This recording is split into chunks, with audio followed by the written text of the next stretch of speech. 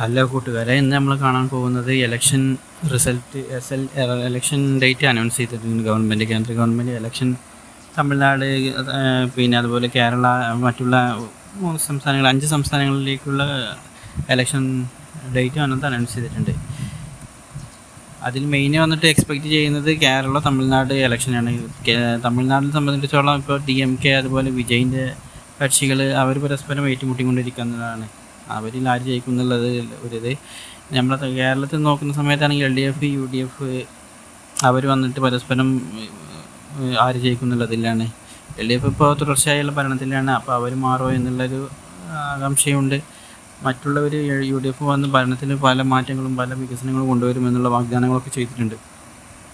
അപ്പോൾ അതിനുള്ള പ്രചാരണങ്ങളൊക്കെ ഇപ്പോൾ നേരത്തെ തന്നെ അവരൊക്കെ തുടങ്ങിയിട്ടുണ്ട്. തമിഴ്നാടിനെ സംബന്ധിച്ചിടത്തോളം പറയാണെന്നുള്ള വിജയ് ഇപ്പോൾ ആദ്യമായിട്ട് ഇലക്ഷനിലേക്ക് വന്ന ആളാണ്. DMK എന്നുള്ളത് പഴയ ഒരു കക്ഷിയാണ്. പാരമ്പര്യമായിട്ടുള്ള കലൈஞർ, കരുണാനിധി ആ കാലഘട്ടത്തിലുള്ള മുതൽ തന്നെ ഒരു വലിയൊരു കക്ഷിയാണ് അവർ. അപ്പോൾ അവരെ വന്നിട്ട് വീഴ്ത്തിയാൽ ഇത് ഭയങ്കര തോൽവിയായിരിക്കും DMK. അതുപോലെ തന്നെ ADMKയും വലിയൊരു പാർട്ടിയായിരുന്നു ജയലളിതയൊക്കെ ഉണ്ടാകുന്ന സമയത്ത്.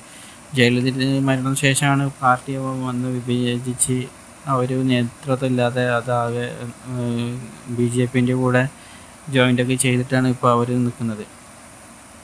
അതിൽ മെയിൻ വന്നിട്ട് ഇപ്പോൾ ഉള്ള തമിഴ്നാടിനെ സംബന്ധിച്ചുള്ള മെയിൻ വന്നിട്ട് DMK ADMK എന്നുള്ള പാർട്ടികളാണ് ഇപ്പോൾ ഉള്ളത്. കേരളത്തിനെ സംബന്ധിച്ചിടത്തോളം LDF അവർ വന്നിട്ട് ഭരണം പല മിക്സ്ഡ് അഭിപ്രായങ്ങളാണ് ജനങ്ങൾക്കുള്ളത്. ഒരാൾ പറയുന്നത് നല്ല അഭിപ്രായം, ഒരു ടീംസ് പറയുന്നു അവരുടെ പ്രവർത്തനം, അവരുടെ ഭരണകാലം നല്ല കാലമായിരുന്നു 5 വർഷം, അപ്പോൾ ഇനി അവർക്ക് തന്നെ വോട്ട് ചെയ്യും എന്നുള്ളതാണ് ഒരു വിഭാഗത്തിൻ്റെ അഭിപ്രായം. മറ്റൊരു വിഭാഗത്തിൻ്റെത് വളരെ മോശമാണ് അഭിപ്രായം. എല്ലാത്തിനും വില കൂടുതലാണ്, ജനങ്ങൾക്ക് സേഫ്റ്റി ഇല്ല, ഭരണം മാറണം അങ്ങനെയൊക്കെ പറഞ്ഞിട്ടാണ് മറ്റേ LDFന് നേരെ മറ്റുള്ളവർ ഉന്നയിക്കുന്ന ആരോപണങ്ങൾ. അപ്പോൾ ഇതിലെന്താണെന്നുള്ളത് ഇനിയിപ്പോൾ ഡിസംബറിൽ, അടുത്ത മാസം ഏപ്രിൽ ഒക്കെ ആയിട്ടാണ് ഇലക്ഷൻ നടക്കുന്നത്. അപ്പോൾ ഇതിൻ്റെ റിസൾട്ട് എന്താണെന്നുള്ളത് വളരെ അത്ഭുതകരമായിരിക്കും. ഇപ്പോൾ തന്നെ പരിപാടികളൊക്കെ തുടങ്ങിയിട്ടുണ്ട്, പ്രവർത്തനങ്ങളൊക്കെ തുടങ്ങിയിട്ടുണ്ട്. ഓരോ ജനങ്ങൾക്ക് എന്തെല്ലാം ഓഫറുകൾ ചെയ്യും, ജയിച്ചു കഴിഞ്ഞാൽ എന്തൊക്കെ പാർട്ടി ചെയ്യും എന്നുള്ള ഓരോ വാഗ്ദാനങ്ങൾ ചെയ്യാൻ തുടങ്ങിയിട്ടുണ്ട്. അപ്പോൾ അതിനനുസരിച്ചായിരിക്കും ഇനി ജനങ്ങളുടെ തീരുമാനം. ജനങ്ങൾക്ക് എന്തെങ്കിലും മെച്ചമുള്ളവരായിരിക്കണം വരേണ്ടത്. ആര് വന്നാലും, ഏത് പാർട്ടി വന്നാലും ജനങ്ങൾക്ക് ഇതിലൊക്കെ ഒരു ഉപകാരം ഉണ്ടാകണം, ജനങ്ങളുടെ ആവശ്യങ്ങൾ നിറവേറണം. എന്തെങ്കിലും അടിസ്ഥാന സൗകര്യങ്ങളായ ഹോസ്പിറ്റലും അതുപോലെ തന്നെ വിദ്യാഭ്യാസം, സ്കൂള്, അതൊക്കെ എത്രയും ഉടനെ ഇല്ലാത്ത സ്ഥലങ്ങളൊക്കെ ഉണ്ടാക്കുകയും അതുപോലെ ഉള്ളത് കുറച്ചുകൂടി വികസിപ്പിച്ച് അതിനുള്ള സൗകര്യങ്ങൾ ഏർപ്പെടുത്തുകയും ചെയ്യേണ്ടതെന്ന് ശരിക്കും ഒരു പാർട്ടിക്കാർ ചെയ്യേണ്ടത്. ചിലവർ